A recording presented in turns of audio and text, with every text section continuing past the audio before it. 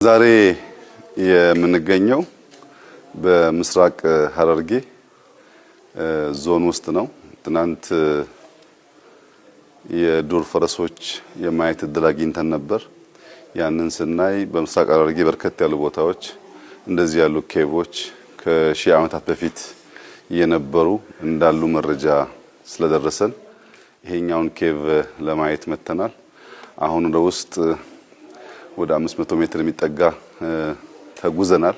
ከጀርባዬ እንደምታዩት 30 ሜትር ርዝመት ያለው ውብ የሆነ ስፍራ ይታያል። እንግዲህ ይህ ቦታ ሰፋ ያለ ጥናት ይጠይቃል። እንዴት ተፈጠረ? ሰዎች ምን ሚና ነበራቸው? እንዴትስ መልሶ አሁን ወዳለበት ሁኔታ ተቀየረ የሚለው ጥናት ይፈልጋል። ግን ኢትዮጵያ ገና ታውቆ ተዝቆ የማያልቅ ታሪክ ሀብት እንዳላት አንዱ ማስረጃችን ይህ ኬቭ ነው።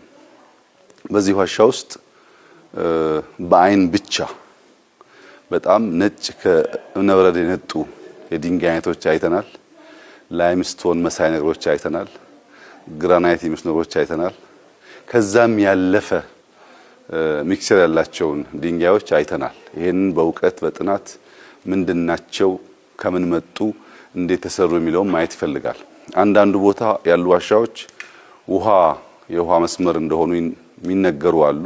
ግን ይሄኛው እንደምታዩት የውሃ መስመርም አይደለም። እንዴት ተፈጠረ? እንዴት ተሰራ?